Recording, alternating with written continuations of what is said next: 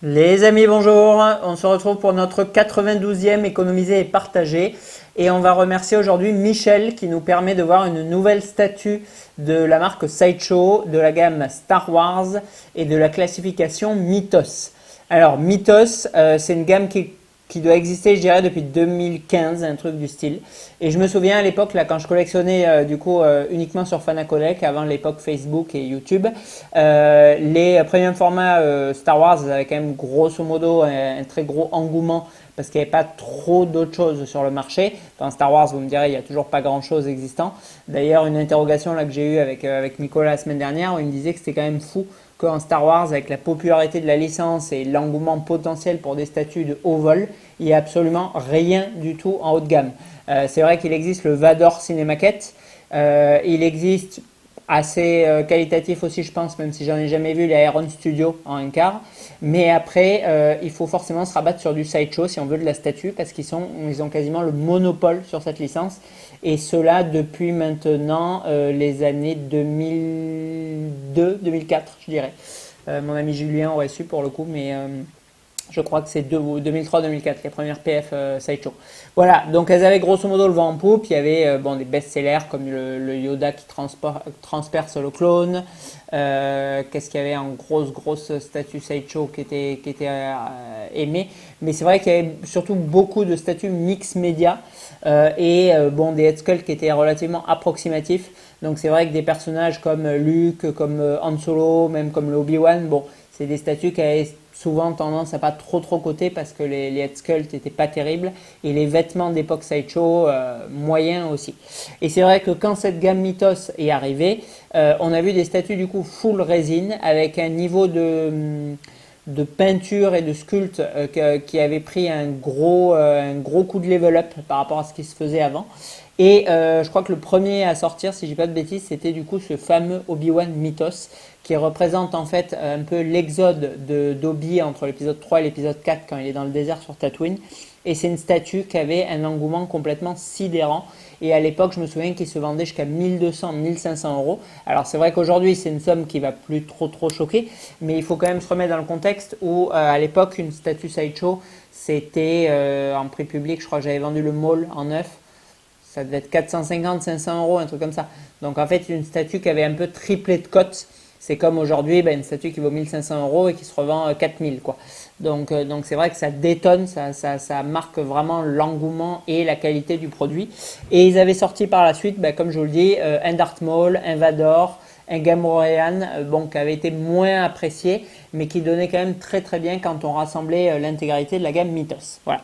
Alors, aujourd'hui, on voit une des deux premières statues de ces Jedi de la gamme Mythos 2.0, à savoir du coup Obi-Wan qui est le Mythos 2.0 qui va suivre. Là, on va se positionner du coup entre l'épisode 2 et 3, une statue qui va être directement inspirée par la série L'attaque des clones et qu'on peut imaginer, voilà, du coup, placée entre l'attaque des clones et la revanche des Sith. Ce Obi-Wan, il est très souvent accompagné d'un Anakin sur lequel Michel souhaite aussi se positionner. J'ai pas encore eu la réponse de Sideshow, savoir s'il en restait en stock. Je pense que je l'aurai demain ou après-demain, donc potentiellement on verra aussi le Anakin Mythos. C'est des statues voilà, qui vont avoir, comme l'avait déjà la première vague, un rendu un peu comics. C'est assez sympa. Alors, bon, il y a du bon, il y a du moins bon. C'est vrai que quand j'ai ouvert le packaging, bon, j'avais fait juste avant la Berserk Prime One de 54 kg. Du coup, bon, un peu assurément, je vais dire, j'ai empoigné comment ça s'appelle, la fente, là, l'espace pour mettre la main pour tirer le poli. Et j'ai tiré, franchement, il faut le dire. Et j'avais un peu oublié que du coup j'étais sur le polystyrène Sideshow, la poignée m'est restée dans la main. Voilà, donc je m'excuse encore auprès de Michel pour avoir cassé du coup son polystyrène. Après j'ai essayé plus délicatement, on va dire, de tirer sur la seconde et à peine j'ai forcé un peu avec 3 doigts comme ça là. Bon, pourtant je suis loin d'être Hercule. J'ai senti le poly qui craquait un peu, donc bon, du coup j'ai laissé tomber, j'ai renversé la statue et je l'ai fait coulisser. Voilà, bon. Ça, c'est vrai que encore une fois, vous me direz, bon, c'est un bout de polystyrène, on le fout dans la boîte, puis dans le grenier, on le touche plus jamais, on s'en fout. Oui, c'est pas faux, effectivement, c'est la statue qu'on va examiner et pas le polystyrène. Maintenant, bon, je me replace quand même dans le contexte des gens qui économisent X mois pour se payer une statue comme ça, parce qu'on est quand même sur un produit à prix d'origine, je crois, aux alentours de 650 euros. Là, c'est pour ça que Michel en a fait l'acquisition, parce qu'il souhaite du coup investir un peu dans les bonnes affaires du moment, et il a complètement raison. Là, c'est une statue qu'il a payé du coup 400 euros avec les soldes de Sideshow économisés et partagés. Mais d'ordre général, je crois qu'on est sur 629 ou 649 euros. Donc quand même, bon, une somme.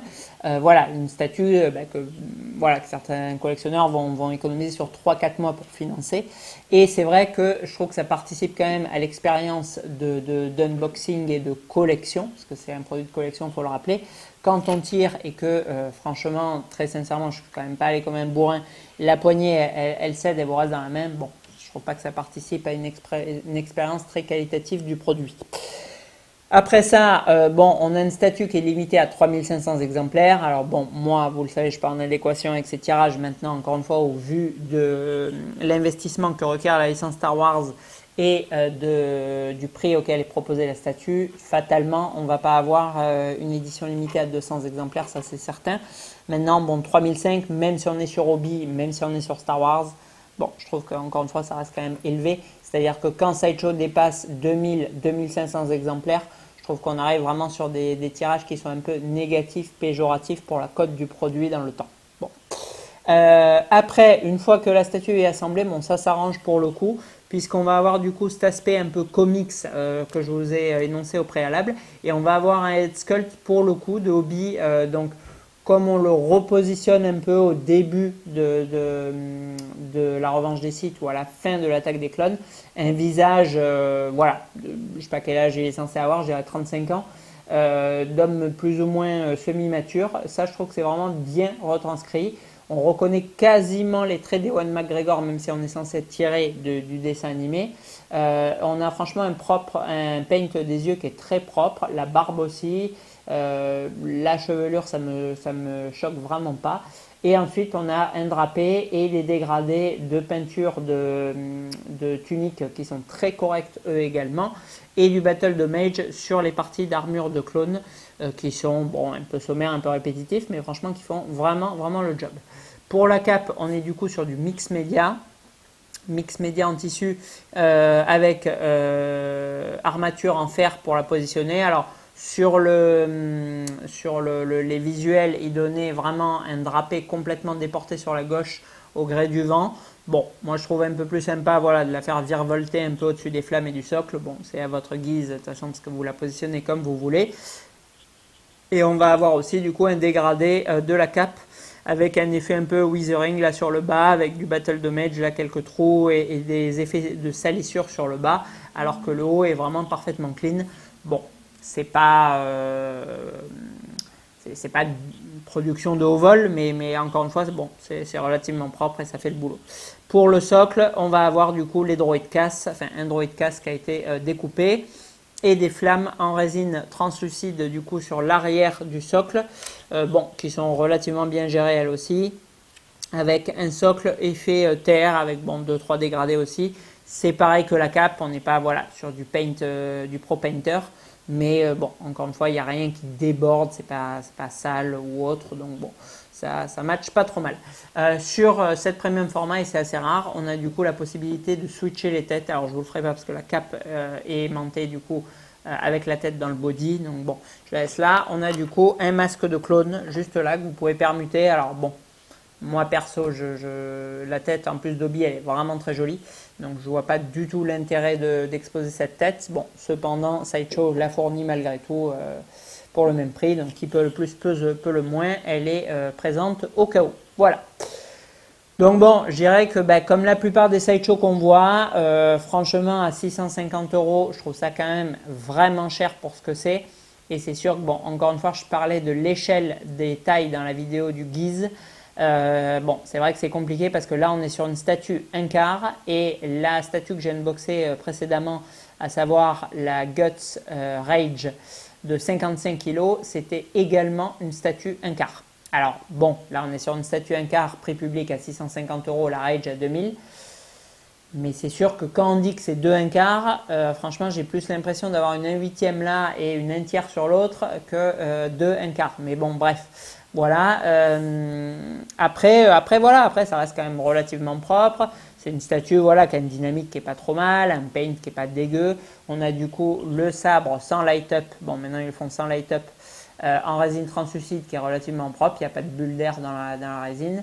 On a, alors ça je ne sais pas si c'est dans la série Clone Noir, je n'ai pas regardé, on a un début de flamme de sabre qui est beaucoup plus épais que la pointe. Bon, ça donne son effet, pourquoi pas, ça casse l'effet longitudinal.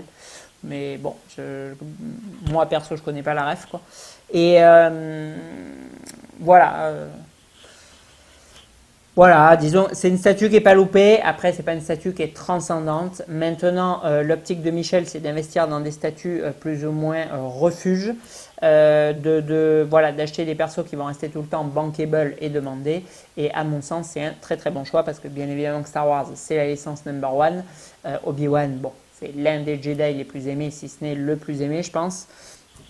Donc, en tout cas, c'est sûr que c'est pareil pour le coup. Voilà, donc oui, ça me semble pertinent. Aller investir là-dedans à 650 euros, clairement, non. Aller investir maintenant là-dedans à 400 euros, c'est-à-dire les prix des premium formats il y a X années, why not? Why not? Franchement, ça me semble pas déconnant. Alors, en réalisme et fidélité, je vous dis, moi je vais lui mettre franchement une bonne note, je vais lui mettre 14 sur 20 parce que je reconnais là de profil, je reconnais vraiment bien les traits de Ewan McGregor. Et encore une fois, c'est pas une photo qui se veut photoréaliste tirée d'un film, mais tirée du coup d'un dessin animé. Donc pour moi, on est vraiment sur quelque chose de joli. Il n'y a pas de grosses fautes. Encore une fois, il n'y a rien qui me transcende, mais je trouve que c'est quand même relativement bien exécuté. Donc 14 sur 20. En rendu global, bon là c'est plus compliqué parce que j'ai souvent ce problème et c'est peut-être un problème subjectif où il faut peut-être que j'aille voir un psy avec les problèmes de petitesse parce qu'ils me poursuivent dans la vie. Je trouve la statue quand même un peu rikiki pour du 1 quart. Je trouve que voilà, alors c'est peut-être les habitudes, la comparaison sur que, encore une fois voilà, bon. C'est sûr que si ce matin j'avais unboxé des pop pour ma boutique, j'aurais peut-être un avis différent d'avoir unboxé le Guts, mais voilà, je trouve que quand même c'est un peu rikiki, le socle est très petit, etc. Bon, je trouve qu'on est sur un rendu global qui est un peu fade. Je vais lui mettre 11 sur 20. En rapport qualité-prix. Alors, rapport qualité-prix, franchement, c'est comme les autres. On serait sur 650 euros, je dirais clairement non. Là, pas du tout, je sais pas, 9 sur 20. Maintenant, bon, à 400 euros, c'est quand même beaucoup plus correct, c'est-à-dire qu'on a ratiboisé 35%, si ce n'est 40% de la valeur du prix d'origine. Bon, là, c'est pas déconnant, disons qu'à 400 balles aujourd'hui, bon, il y a quand même plus grand-chose, faut pas déconner. On est quand même sur du Star Wars, on est quand même sur du Obi-Wan, on est quand même sur une statue limitée. Alors bon, même si 3500 exemplaires pour moi c'est beaucoup, bon, il ne faut pas oublier que Sideshow, ils sont coutumiers du Limited Edition, ce qui veut dire non limité. Voilà, comprenez, édition limitée, traduction non limitée, parfaitement logique, mais c'est Sideshow. Donc à 400 euros, je trouve que franchement c'est pas déconnant du tout, je vais lui mettre 13 sur 20 en rapport qualité-prix. En note générale, je trouve que ça mérite plus ou moins cette note aussi. Encore une fois, comme toutes les sideshows qu'on note en économisé partagé, en prenant en compte le tarif discounté de 400 euros. 13 sur 20 également en note générale. Je trouve que voilà, il les mérite. Au-delà, bon, on arrive sur des belles statues quand même à 14. Là, je trouve qu'on est voilà, sur une statue qui est bien et qui bénéficie quand même beaucoup de sa baisse de prix.